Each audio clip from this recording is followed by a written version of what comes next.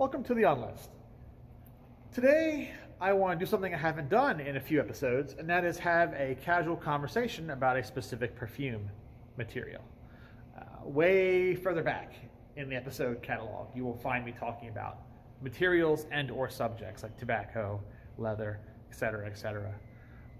So today, I am going to be tackling probably one of the most iconic subjects and or materials, in all of Western perfume history, and that's rose. Okay. Now, I need to preface this video with the fact that you can have a very academic, very pedantic conversation about rose, its implementation in Western perfumes, all the various materials that can be isolated from rose oil and have since been synthesized without the use of rose oil. Okay. So there are over 300 various aroma compounds in rose oil that help create the smell of roses as we know them. All right. Some of the biggest ones, which I will name drop those. Some of the biggest ones like rose oxide, which is a terpene. Okay. And then citronellol, which is also a citrus compound. Geraniol, which is also found in geranium, hence the name. Then you've got one of the many damascenones, beta-damascenone. Okay. So yeah, there are a lot of materials in rose oil. And if you are smart and you are very savvy with chemistry, you are a master perfumer, you know how to take these materials and kind of combine them together and fake out a rose accord without real expensive rose oil. So my point is, I'm prefacing this video with, yes, all of this stuff can get very, very nerdy. And I don't want a lot of backbiting or fighting. And anyone that comes at me, in the comments about what I failed to mention, this, that, or the other, I'm just going to block you and shoot you down because I'm approaching this from a layman's perspective who has a basic understanding of chemistry, okay, but is not a perfumer. And I think most people who watch this video just want a basic understanding of rose too, the various types of rose, how they smell different. Some of the materials that comprise natural rose oil, how they can be used to create a rose accord without actual rose oil, But no one here is looking for an exhaustive, comprehensive, collegiate debriefing on how to utilize rose or identify rose in a perfume. We're not going there. So don't, okay? Don't ruin this for everyone. Not everybody needs to have a doctorate in something to have an understanding of it, okay? So if I give a general answer that's not specific enough, not exhaustive enough, too bad, all right? Go suck one. All right? That's how I feel about it at this point. So, there are plenty of eggs out there. Go find one and suck on it. I don't care. So, that's out of the way. Rose. I feel like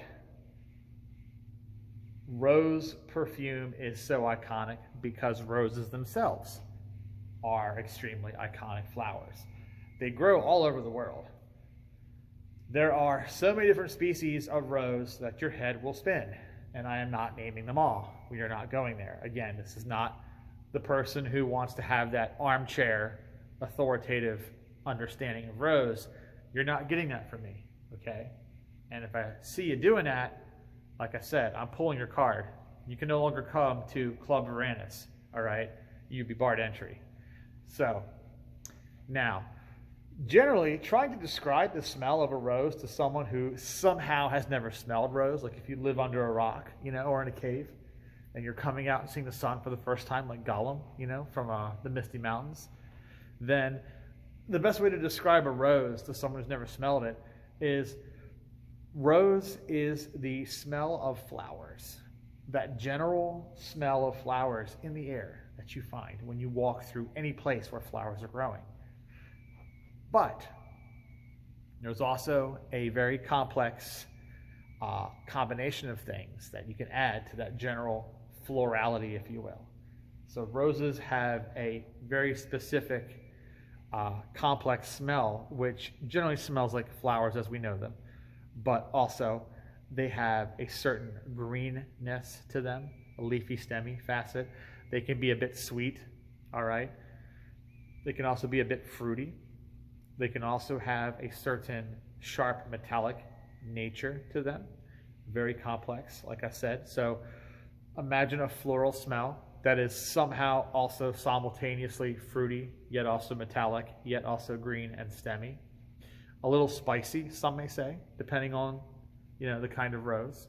So when you smell a rose, in its whole, it becomes a very iconic and unforgettable smell, to the point where most people, even those with absolutely no knowledge of perfumes whatsoever, no horticultural knowledge at all, okay, they don't grow anything, they live in an apartment like me, they may not know what ylang ylang smells like, they may not know what muget smells like in the air, they may not know what linden blossom smells like in the air, or tuberose, okay, but they'll know what rose smells like. They'll be like, yep, that's rose, okay? It's like 5 years old and up, you basically know what a rose smells like. So that's saying something, all right? That is pretty important. Now, because roses have so many different materials in the oil, and because we have long since figured out how to isolate these materials and produce them separately, rose oil has become something of a luxury, since you no longer need rose oil, technically, to make a convincing rose accord. So as happens with most things, once it becomes cheaper to artificially produce something, then the natural thing becomes more expensive, right? Because it's more labor intensive. Most of the rose fields out there are owned by various flavor and odor firms. Firmenich, Givaudan. Chanel is fabled to have its own rose fields, its own orris fields too. And all the oil that is created from the labor-intensive process of cultivating these roses is then sold directly to these flavor firms and these perfume houses. It's not shared, doesn't enter the free market. And they can control prices on it. Meanwhile, you've got indie perfumers out there who actually grow their own roses and distill their own rose absolutes and autos and stuff. And they no longer have that price restriction because they're just doing the work to make their own rose materials, So it's a double-edged sword in that way. A lot of the price of natural rose oil comes down to control of the supply, Not always supply and demand. It's more like supply side monopolization, if you will. So it's a similar issue with a lot of other materials. We're not going to get into that, but let's just say the bulk and majority of rose perfumes you smell, no matter how expensive they are, whether they're $150, $200, a lot of them have little to no actual rose oil. The ones that have a very tiny, small amount of actual rose oil usually then use the synthetics that were, like I said, once isolated from the rose oil to build up the accord, It's like using a tiny bit of real cheese and then the rest of it's filler, It's like a hot dog. There's a little bit of real meat in there and the rest of it's filler, right? The real cheap hot dogs anyway, not like the good stuff. So that's a problem, okay?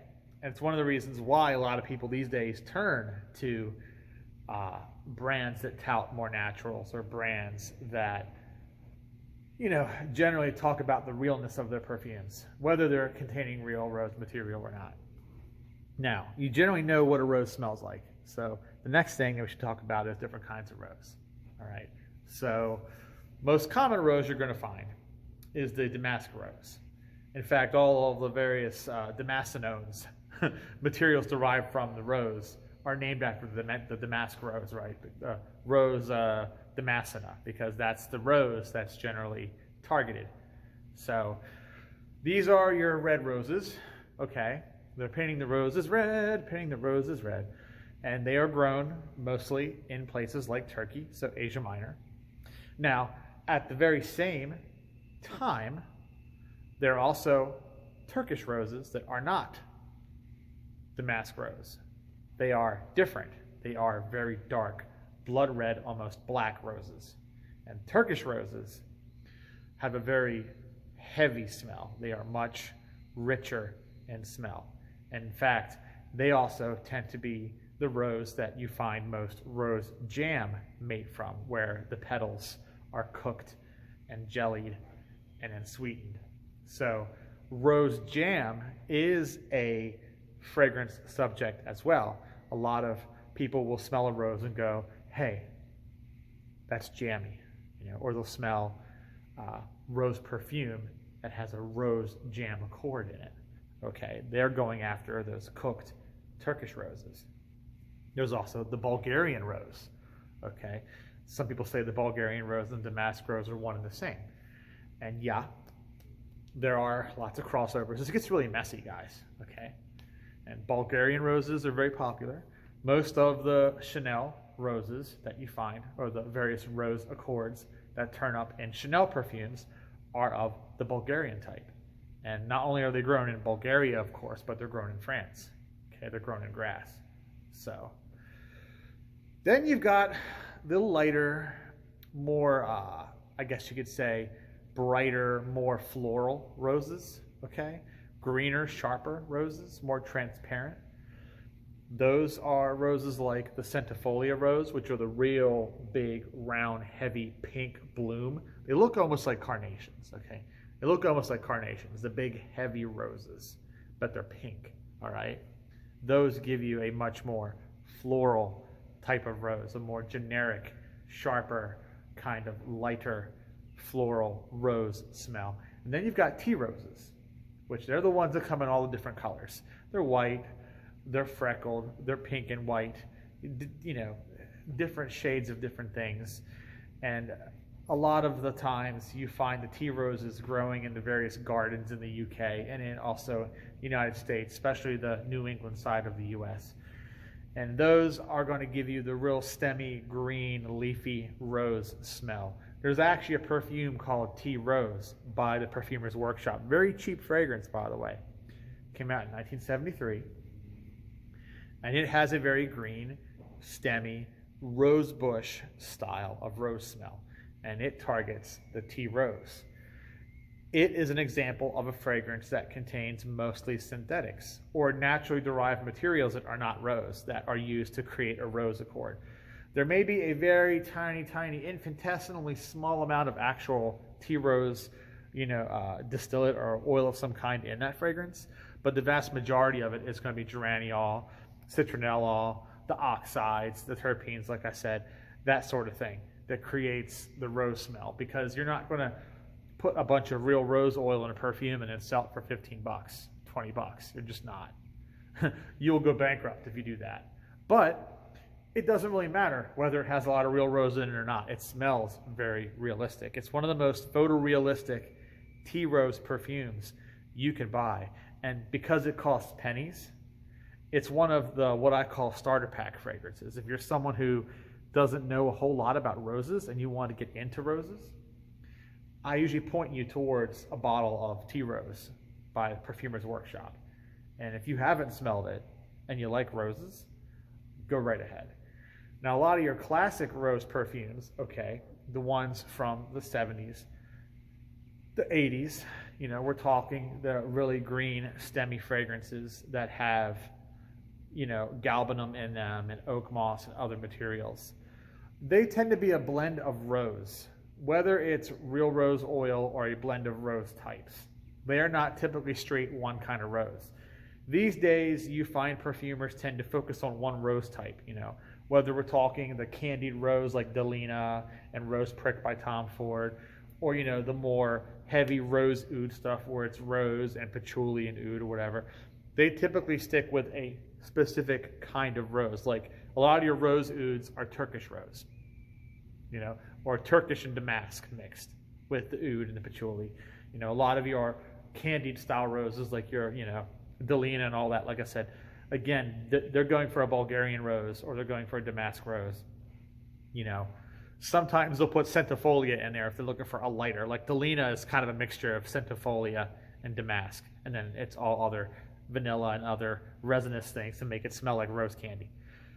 However, back in the day, we're talking like stuff like 1000 by Jean Patou, or Diva by Ungaro, or Montana Parfum de Peau, or Azure by Estee Lauder, or any of those things, they've got like half dozen different types of rose going on in them. They are very amalgamated rose perfumes. And then, of course, they've got everything else. Like I said, the galbanum, the oak moss, the various ionones in there.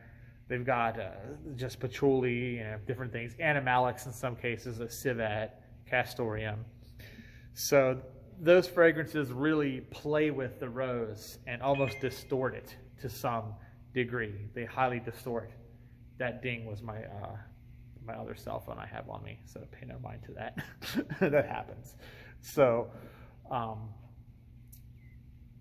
that is generally what you get with the older rose fragrances. Now, if you go far enough back, all right, there was a time period where carnation was used to fake out rose too. That's going to sound bizarre to some people, right? Like, you're going to be like, well, carnation is an entirely different thing. It has its own smell to it, right? Carnations are very dark and spicy and kind of soapy and just don't really smell rose-like. And I'm like, yeah, I know.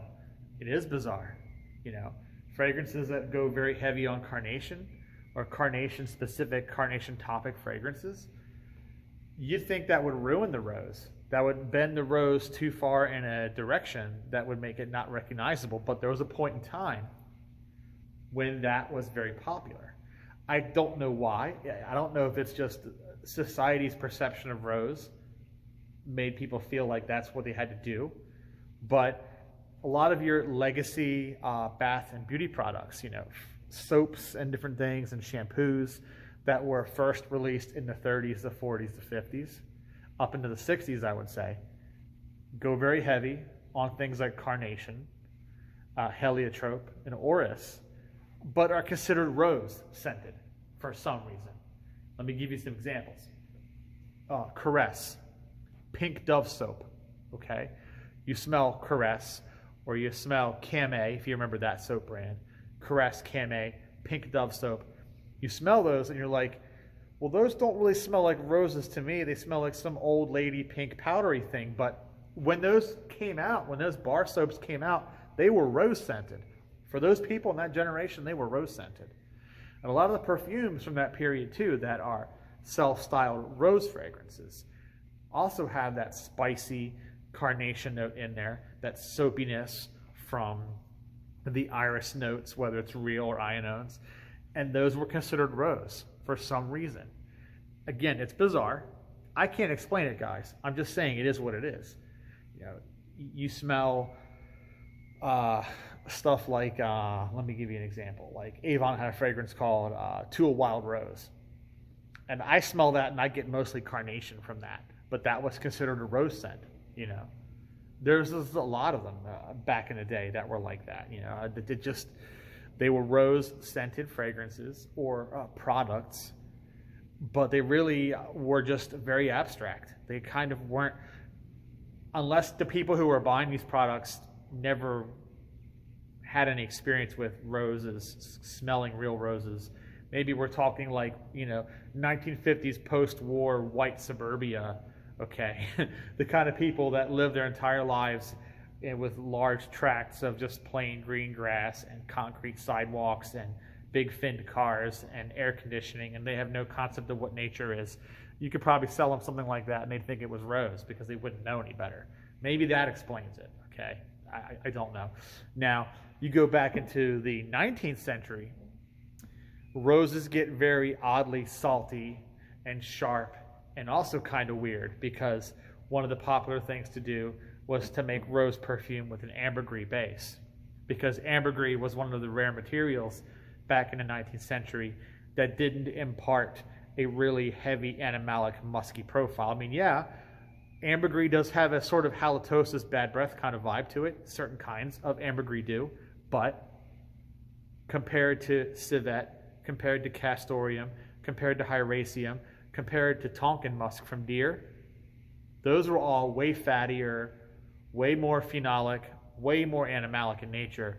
So if you wanted to make a rose perfume where the rose could stand mostly alone, you had to use ambergris, roughly. You had to use ambergris.